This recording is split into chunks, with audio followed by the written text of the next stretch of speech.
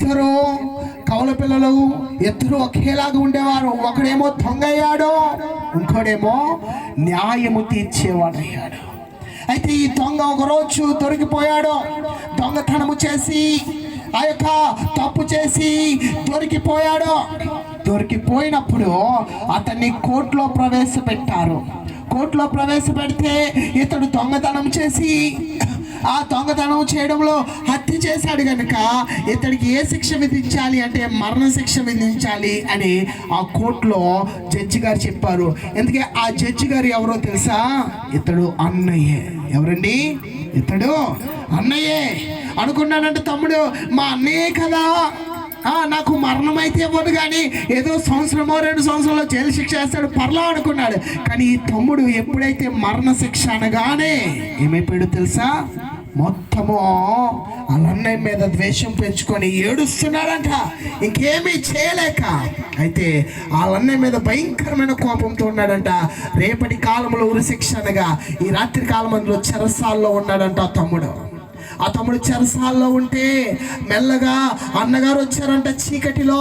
తమ్ముడా అంటే నీవు నాతో మాట్లాడవద్దు, నేను కొన్ని గంటల్లో చనిపోతున్నానది ఎవరి వల్ల తెలుసా?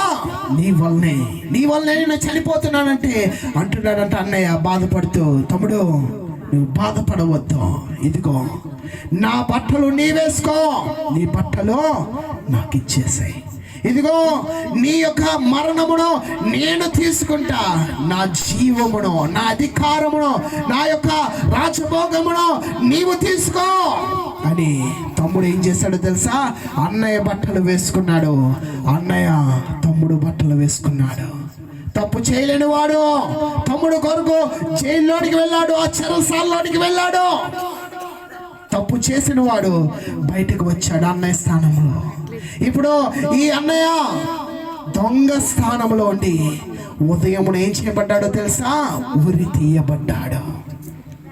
తమ్ముడు ఆ యొక్క న్యాయస్థానములో అన్నయ్య స్థానంలో న్యాయమును తీరుస్తున్నాడు. అనుకుంటున్నాడంట తమ్ముడు, అయ్యో నా వల్లే కదా నా అన్న ఏమైపోయాడు, నా పాపము, నేను చేసిన తప్పు, నేను చేసిన భయంకరమైన మార్గమును బట్టి ఇదిగో నా అన్న నా కొరకు మరణించాడు. ఇంకెప్పుడు నేను అట్టి తప్పు చేయకూడదు, మా అన్నకు చెడ్డ పేరు తీసుకురాకూడదు అని చెప్పి నీతిగా బ్రతకడము మొదలుపెట్టాడు. ఈరోజు పరమదేవుడైన యేసు ప్రభు వారు కూడా నీ కొరకు నా కొరకు అలాగుననే వచ్చి ఉన్నారు. నీవు చేసిన తప్పులో, నీవులో ఉన్న బలహీనతలో, నీలో ఉన్న శిక్ష దోషము ఆయన మీద వేసుకున్నాడు. ఆయన స్థానము మనకిచ్చాడు. అదే నిజమైన క్రిస్మస్. ఈ క్రిస్మస్ రోజు నుంచైనా నీవు దేవునితో సహవాసం చేయడం మొదలుపెట్టు, దేవుని రక్షణలో ఉండడం మొదలుపెట్టు, దేవునితో నీ జీవితం కట్టుకోవడం మొదలుపెట్టు. మొదలు పెడితే దేవుడు పరలోక రాజ్యంలో నీకు గొప్ప స్థానం ఇస్తాడు.